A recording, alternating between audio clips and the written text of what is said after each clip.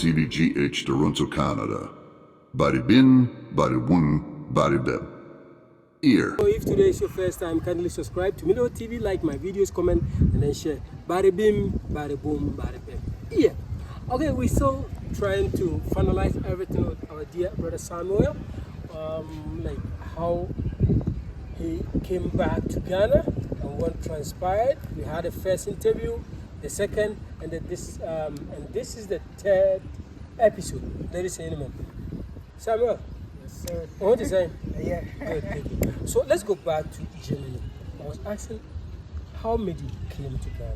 Yeah. What actually made you came to Ghana? Yeah. So as I was saying, like my uncle, like he went to Iraq, came back with my auntie, my uncle's wife. Sorry, my uncle's wife. Didn't like me from there. She was not cool with me and my uncle, like all that. So now it's my uncle's wife, sister, went came to join us with at the family. Came to join us. So every Sunday we go to church and we take photos. And when we go to church, we take photos. When we coming back after church, we take photos. So any photo you see me in, that and my uncle is the one behind the camera. Okay. Any photo you see my uncle, I'm the one behind the camera. So this time, when the new dude that came, the new guy that came to join the family, I was the only person behind the camera. So I was the only person taking the photo. And so anytime I want to join the family for the photo, they tell me, "Oh man, you've been in the family photo, in the family photo. You've been in it for so many times. So it's okay." And I was not mad at it. I was not mad at all. I was cool with it, because that's my family, and they're older than me. So whatever they tell me, I just cool with it. So gradually, it was left like some few weeks for us to leave. So they asked me to go live with an elder. So I went to live with an elder. A church elder. A church elder, a Pentecostal church elder called Elder Eric. So he's a Ghanaian. So they asked me to go live with him. So I lived with him, and like time passed, and we remembered that I was supposed to join them, so we go back. So I don't know, we called and it couldn't go through. So I don't know how the other reached out to my uncle. So he called my uncle, and my uncle told me, "Oh, we lost your passport." So he told me about it. And he was like, "Yo, man, look like they said they lost your passport." And I was like, "Wow, that's my passport. Are they gonna send it back when they find it?" And they was like, "Yeah, let's wait and see." So the week came, 2 weeks came, and we kept going, and we kept calling and asking if they found it and everything. They was like, "Don't worry, when they find it, they'll send it down." So I'll come join. So they couldn't find it. So they were talking to just the elder. And I think it was my uncle's wife they were talking to just the elder. I think she was giving me directions and everything. He was like, "Okay, now I think the best thing is we should go report to the police About your passport? about my passport. Because if we don't report and they find out, they will report me." So I think that's what he told me. So he came to tell me, he was like, "Man, I think we have to go report to the police." Because when they found out, because I've been talking to the family and they said this how we should do it. And I was like, "I think that's the right thing. We can just go to the embassy and go do a new passport, right?" I said, "No, but we have to let them know first and everything." I was like, "I don't know." So we went back because now I've moved from, I'm now living in the American base. I mean the German community, because the other is a German, a Ghanaian German. Okay. So we moved, so I left the German community and I went to the American base. So I went and asked the office, and I went and asked them, "What's that found the passport?" So I went and asked them, they said, "No, we don't have it." No lost and found passport. So I came back and the other was like, "Okay, so why don't we go to the German police?" And in German, they call the police side. So I was like, "So I went to the German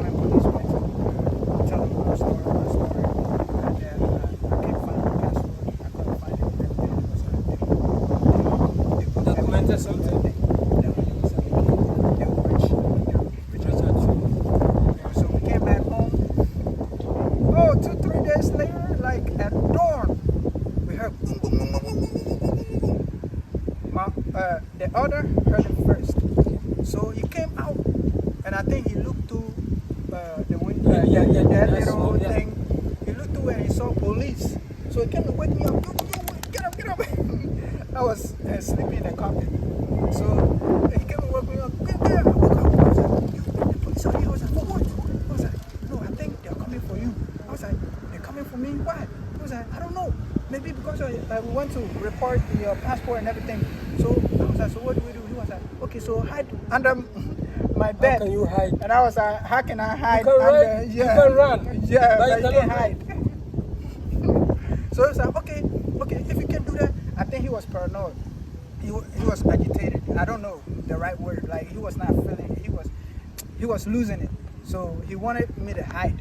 You know, so I was like, nah, they will still come search, and when they find me, it's gonna be worse. So they will realize I'm hiding. So let me just show up. And he was like, no, Dad, go by the window. I said, no, you the window. Like 7th floor, all the way? Yeah, we are on like the 7th floor or something. No way. You know, so I can't jump. You just gave up. Yeah, so I was like, man, that's what it is, man. So we just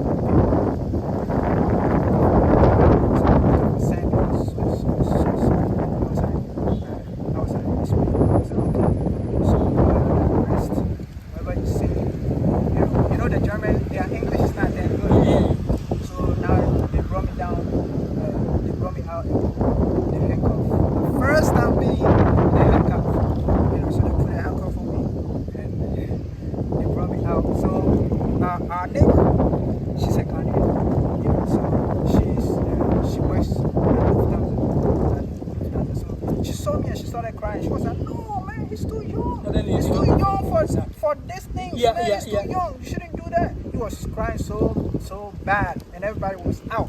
So embarrassing, like I did something wrong. You know, so they just pushed my head, they put me gently in the car and everything, and took me to the office, and they checked my body. Realized I had tattoos, no earring and everything. They was like, you don't look like he's a bad boy. He's not a bad boy, you know. But what really happened? I was like, I don't know. They said my passport is missing. I was like, okay, you know what, we'll put you in the cells. And we'll see what we can do. But they gave me like coffee, you know, something just to calm me down. So I went to the cells and I prayed to God. That's the day I actually really pray to God, because me naturally I only pray like short. Thank you, God. You know, that's not prayer. But that day when I went into the cells, it's clean though. It's a clean cells. You don't want to be in the cell. No. You know, so when I went there, I prayed to God, please, I don't want another day here. Please help me out. It took like 2-3 hours, and boom, boom, they gave me out. It was like, you know what? You don't feel like keeping me here. So I go, they don't want to deport me. They want me to go home and go see if I can go back to the US or go to Africa, go to Ghana. But they only give me like 3 weeks. If it passes, if you see, and I'm still in Germany, they'll deport me themselves. Okay. You know, so I was like, okay. So we came out and went to the American embassy. Okay. It couldn't work. We went to the American embassy. It couldn't work. Yeah, we went to the American embassy. And we went to the American embassy. It couldn't work, right? So we went to the Ghana embassy and we told them my story, and it was like, oh, okay, they can get the passport for me right now. Okay. If only I could get a photo, if I could get a copy of my passport. If I could get a copy of my passport. You don't have it? And I didn't have it. Can you believe that the elder called my uncle, asked for a photo of my passport? He actually faxed it. Wow. He actually had the photo of the passport, sent it down to my uncle, sent it down to the elder. In Germany? In Germany. And I had Ghana passport. So my Ghana passport is issued in Germany. So I had a Ghana passport. So when I was there, but they didn't deport. I was like, oh, okay. Everything. I did was I paid for in and out. Oh, Yeah, like round trip. Yeah. But when I came, I forgot because I was so frustrated. I forgot. So ever since, Okay. and I was waiting for my uncle still to see if he still find my passport and send it down. Do you hear from him? Yeah.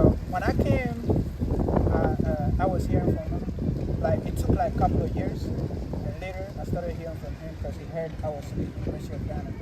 Oh, Like when when I came to Ghana, almost a year and a half, I was not doing anything. So I think a year and a half to 2 years, and I went to the University of Ghana. So I think he heard I was in the University of Ghana, so we started chatting, we started talking on Facebook. So would you blame your uncle's wife? I don't know, maybe, who knows, man? I can't hate her because I believe maybe it was meant to happen, you know. Yeah. Okay, it was nice talking to you.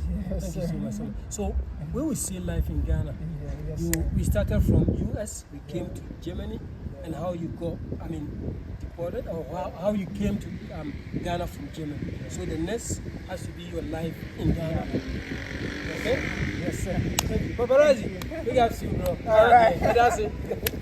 Milo TV, body boom, body beam, body bam. Yeah. Yeah, Papa.